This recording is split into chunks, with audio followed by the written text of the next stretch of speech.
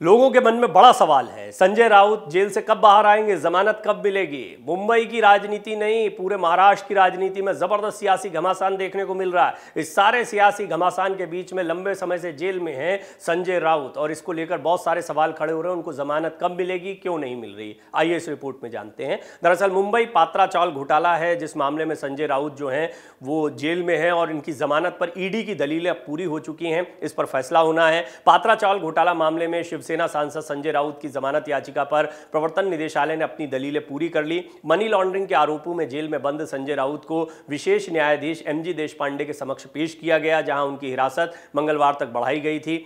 जमानत याचिका पर मंगलवार को सुनवाई हो रही है, यानी आज सुनवाई होने वाली है। प्रवर्तन निदेशालय ने विशेष अदालत को बताया है इससे पहले कि शिवसेना सांसद संजय राउत ने पात्रा चावल पुनर्विकास परियोजना में सक्रिय रुचि ली थी और धन शोधन मामले में उनकी संलिप्तता दिखाने के लिए यह सब रिकॉर्ड पर है। ईडी ने सोमवार को उत्तरी मुंबई के गोरेगांव में पात्रा चावल के पुनर्विकास में अनियमितताओं से संबंधित धन शोधन मामले में राज्यसभा सांसद की जमानत याचिका पर अपनी दलीलें पूरी की। ईडी ने कहा राउत पात्रा चावल परियोजना में शामिल थे। यह एक बहुत महत्वपूर्ण बात है कि इतना जो समय मिला है, इस समय के बीच में ये सारे लिंक्स कनेक्ट किए गए हैं कि किस तरीके से संजय राउत एक्टिवली इस पूरे मामले में शामिल रहे हैं। संजय राउत लगातार कहते रहे उन्हें इस मामले में फ्रेम किया गया है, फंसाया गया है, जबकि ईडी का यह कहना है कि उनके खिलाफ पर्याप्त साक्ष्य मिले हैं और ये इतने ठोस सबूत हैं जिनके आधार पर यह कहा जा सकता है कि इस मामले में संजय राउत को कहीं ना कहीं फायदा पहुंचाया गया। अब जो साक्ष्य रखे गए हैं उनको माननीय न्यायाधीश देखते हैं और उनको समझने की कोशिश करते हैं कि वो कितने पुख्ता साक्ष्य हैं, कितना गंभीर मामला है कि इसमें संजय राउत को जमानत दी जा सकती है या नहीं दी जा सकती है। राउत को सोमवार को न्यायिक हिरासत की समाप्ति पर विशेष न्यायाधीश एमजी देशपांडे के सामने पेश किया गया था और उनकी जेल हिरासत को आज तक के लिए बढ़ा दिया गया था। उनकी जमानत याचिका पर आगे सुनवाई होनी है। मनी लॉन्ड्रिंग मामले में कथित भूमिका के लिए जुलाई में गिरफ्तार किए गए शिवसेना नेता ने पिछले महीने विशेष धन शोधन निवारण अधिनियम अदालत से जमानत मांगी थी और याचिका दायर की थी। याचिका का विरोध करते हुए अतिरिक्त सॉलिसिटर जनरल अनिल सिंह ने कहा कि जांच एजेंसी के पास 2011 से रिकॉर्ड मौजूद है जो बताते हैं कि राउत पात्रा चावल परियोजना में शामिल थे, यानी इसमें जो घोटाला हुआ है। एएसजी ने एक गवाह के बयान को पढ़ते हुए अदालत को बताया कि राउत बैठक में मौजूद थे और पूरी परियोजना में सक्रिय रुचि ले रहे थे। उन्होंने दावा किया कि मनी लॉन्ड्रिंग मामले में राउत की संलिप्तता दिखाने के लिए रिकॉर्ड में सबूत मौजूद हैं। ईडी पात्रा चावल के पुनर्विकास में कथित वित्तीय अनियमितताओं और उनकी पत्नी और सहयोगियों से संबंधित वित्तीय लेन देन से संबंधित मामले की जांच कर रहा है। पात्रा चावल के नाम से पहचाने जाने वाले सिद्धार्थनगर उपनगरीय गोरेगांव में 47 एकड़ में फैला हुआ और इसमें 672 किराएदार परिवार रहते हैं। 2008 में Maharashtra housing and area development authority ने, यानी HDIL housing development and infrastructure limited की एक सहयोगी कंपनी गुरु आशीष कंस्ट्रक्शन प्राइवेट लिमिटेड को चावल के पुनर्विकास के लिए एक अनुबंध सौंपा था, एक करार हुआ था इनके बीच में। GACPL को किराएदारों के लिए 672 फ्लैट बनाने और माहडा को कुछ फ्लैट देने थे और जमीन निजी डेवलपर्स को बेचने के लिए स्वतंत्र था।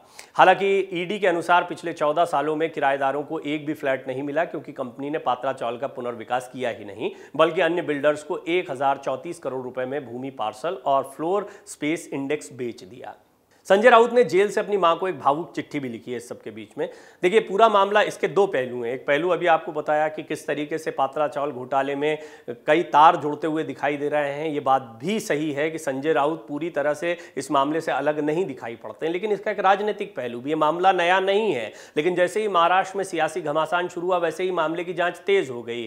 संजय राउत के घर पर छापा पड़ता है, उनको गिरफ्तार कर लिया जाता है और ये सब ऐसे समय पर हो रहा है जब महाराष्ट्र में जमकर सियासी उठापटक, असली शिवसेना की लड़ाई, शिंदे गुट उद्धव गुट आमने सामने दिखाई पड़ रहे हैं। और इस सब के बीच में दशहरा भी उनका जेल में ही बीता और दशहरे के दौरान उनकी कुर्सी बाकायदा मंच पर रखी गई थी। जब उद्धव ठाकरे मंच पर संबोधित कर रहे थे तो एक कुर्सी खाली छोड़ी गई थी संजय राउत के लिए, इतना सम्मान दिया गया। संजय राउत बहुत महत्वपूर्ण है अभी उद्धव ठाकरे गुट के लिए। उद्धव ठाकरे गुट को चाहे वो शिवाजी पार्क की दशहरा रैली हो या फिर अब उपचुनाव जो होने वाले हैं अंधेरी में, उसमें इन सब चीज़ों में एक बढ़त मिलती दिखाई दे रही है। इस सब के बीच में संजय राउत का उनके साथ में आना उनकी ताकत को निश्चित तौर पर बढ़ाएगा। अब जेल से अपनी मां को जो उन्होंने भावुक चिट्ठी लिखी है उसमें कुछ चीज़ों का किस तरीके से संकेत दिया है वो समझिए। संजय राउत ने जेल से अपनी मां को 4 पन्नों की एक चिट्ठी लिखी थी।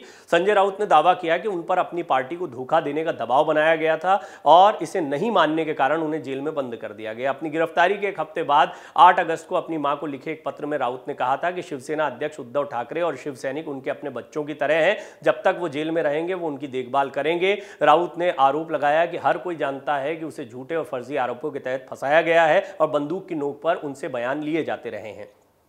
राउत ने अपनी मां को यह भी आश्वासन दिया कि वो निश्चित रूप से जेल से बाहर होंगे, क्योंकि महाराष्ट्र की आत्मा है और देश को नहीं मारा जा सकता है। ईडी द्वारा राउत की गिरफ्तारी के समय उनकी मां ने उन्हें गले लगाया था और जब उन्हें ले जाया जा रहा था तब वो रोने लगे थे। सितंबर और अक्टूबर में आयोजित 2 अलग अलग रैलियों में उद्धव ठाकरे के नेतृत्व वाले गुट ने राउत के नाम के साथ एक कुर्सी खाली रखी थी, ताकि ये संदेश दिया जा सके कि पार्टी उनका कितना समर्थन करती है, सम्मान करती है। उद्धव ठाकरे और उनकी पत्नी रश्मि के परिवार के पास अलग अलग अंतराल पर उनका समर्थन दिखाने के लिए ये लोग राउत के परिवार के साथ में गए भी हैं। अच्छा, अब संजय राउत की भूमिका को समझ लीजिए, क्योंकि संजय राउत बहुत मुखर रहे हैं बोलने में। एक समय था जब सामना में जो कुछ लिखते थे वो उसे बाला साहब ठाकरे की आवाज़ माना जाता था, और बाला साहब ठाकरे का जो तेवर थे, जो अंदाज था, उसको संजय राउत ठीक ठीक पकड़ पाए थे।